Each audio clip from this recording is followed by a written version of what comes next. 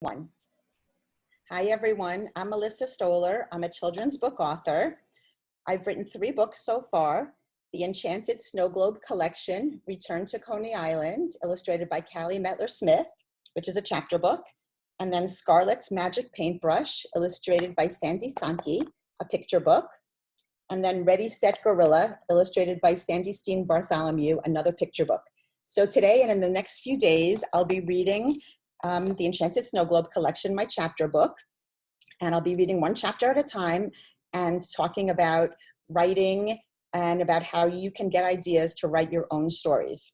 So first I wanted to show you a few pictures and talk to you about how I got the idea to write the Enchanted Snow Globe Collection, Return to Coney Island. I had always wanted to write a chapter book about time travel. I love the series, The Magic Treehouse. I'm sure many of you have read that as well. And so I wanted to do a chapter book series. And I was thinking about 9-year-old twins who live in New York, because I live in New York. And I was wondering how I could get them to time travel. I was thinking about a train or a library card or maybe a rocket ship, and none of those just seemed exactly right for me. And then one day I was looking around my apartment in New York, and I looked at my curio cabinet where I have a huge collection of snow globes. I'm holding that up now, just a photo of it, so you can see some of my snow globes.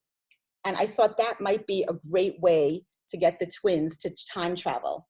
And then I thought, okay, where are they going to travel to? And I thought about a story my grandmother, my Nana, had always talked to me about and always told me about how she met my grandfather in the 1920s on a trolley in Coney Island, which is in Brooklyn in New York. And I actually have a snow globe from Coney Island, which is right here. Shake it up and you can see all the snow, and you can see the Cyclone roller coaster in the back and some of the amusements that are there. And I thought, okay, this is going to be my first story, because I had always wanted to write about my grandparents and how they met. And now I had the snow globe idea to make my time travel chapter book complete.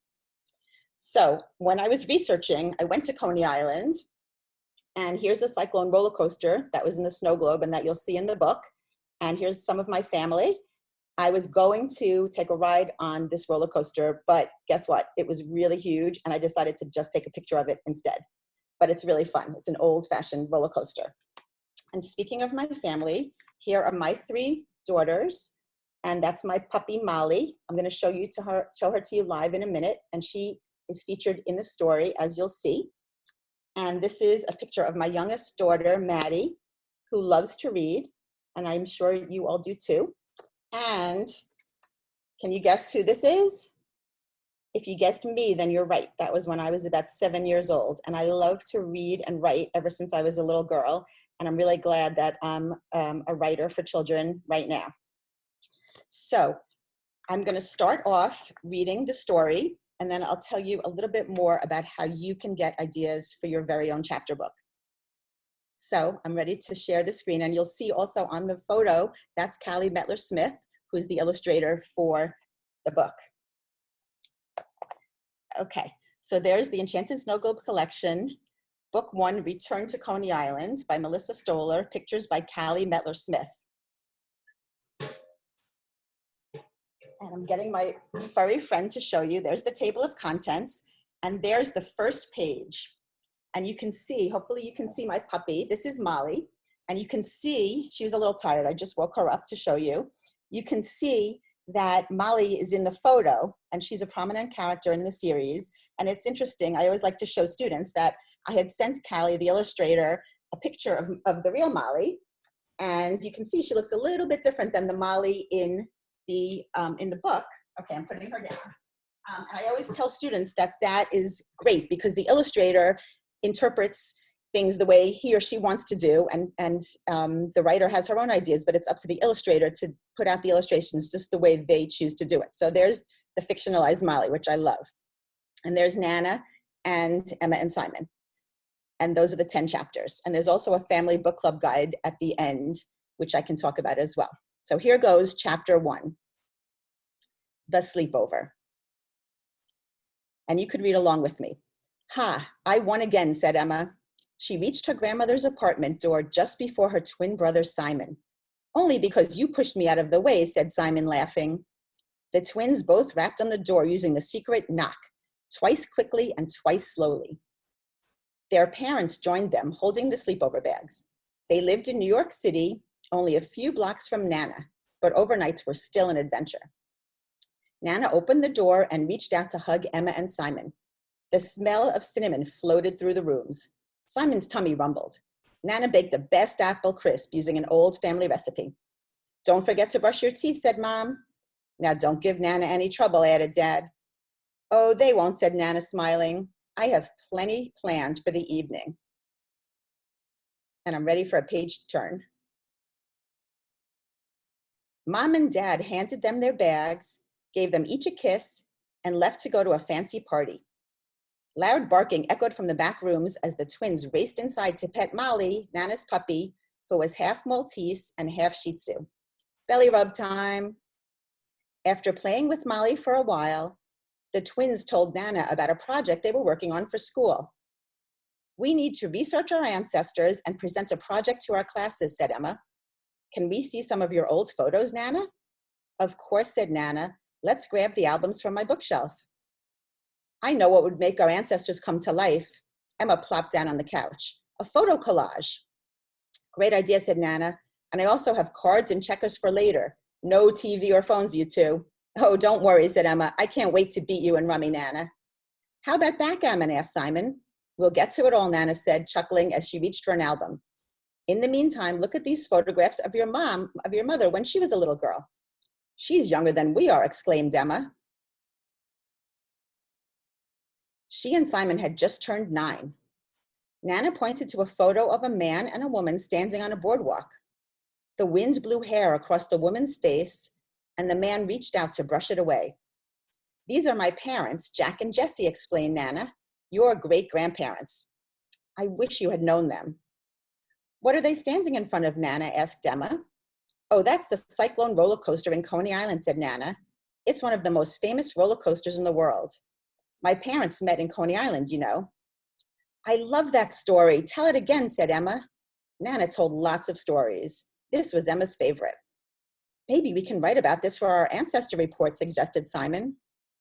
Over dinner, Nana told the story of how her parents, Jack and Jessie, met in Coney Island at the tip of Brooklyn, New York. It was Jessie's 18th birthday, Saturday, June 24th, 1928. She spent the day with her younger sisters, Pauline and Anna, at the Giant Amusement Center in Coney Island. She picked that spot because Jessie loved to eat hot dogs and ride the Cyclone roller coaster, which had opened the year before. Jessie wore her favorite blue and white short dress with a blue hat. She and her sisters took the trolley home from Coney Island to Sheepshead Bay. A handsome young man with piercing blue eyes and suspenders sat down next to Jessie. She threw peanut shells onto his lap to attract his attention and then invited him home to her birthday dinner. The handsome man's name was Jack. He and Jessie were married a few months later. "It's so funny that she threw peanut shells on his lap." Emma cut into her meatloaf. "And took him home," Simon added, between forkfuls of rice. "Yes, people wouldn't do that today, but back then it was a different world," said Nana. "Boy, I wish we could meet them," said Simon, sighing. "I wonder what they were like." Emma agreed, turning her head to the side and imagining what her great-grandparents would have talked about on that trolley ride. She twisted her napkin on her lap as she thought about the conversation.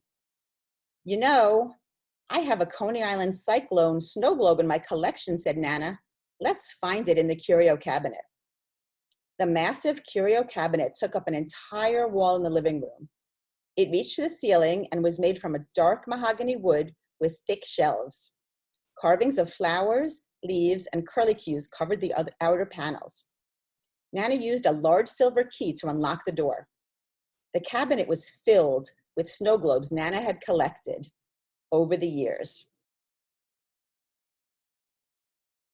Big and small globes filled with water, snow sparkles, and scenes of different places.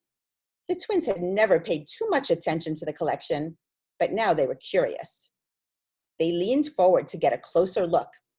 There it was, the Coney Island snow globe with a replica of the Cyclone roller coaster inside. Emma blinked. She noticed a glimmer of light in the snow globe, but when she peeked again, it was gone. "Simon, did you see that?" she whispered. "What?" he asked. "I thought I saw light inside that globe, but I must have imagined it." Simon stared. This time, he saw something too. Nana carefully took the snow globe off the shelf. Simon and Emma took turns holding the snow globe. The glass was thick and the base solid. "This sure is heavy," said Emma as she shook it up and down. The cyclone appeared almost lost amid the floating snow and swirling sparkles. Then Emma and Simon saw snow particles and swirling silver sparkles dancing in the air outside the globe. How could that be? Emma shook her head quickly. Simon shut his eyes tightly and opened them again. The snow and sparkles lingered in front of them. The twins reached out to touch the cold, whirling specks. Emma gasped. Simon staggered and grabbed her hand. What was happening? Up, up, up they floated. They were twirling through the air, flying through space. Turning around and around, they saw Nana, small and far away. After a few moments, a huge roller coaster appeared in front of them as they gently landed on solid ground. And that's the end of chapter 1.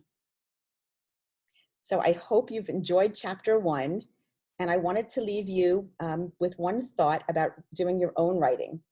So I mentioned that I have a snow globe collection, and that's where I got my idea for part of this book.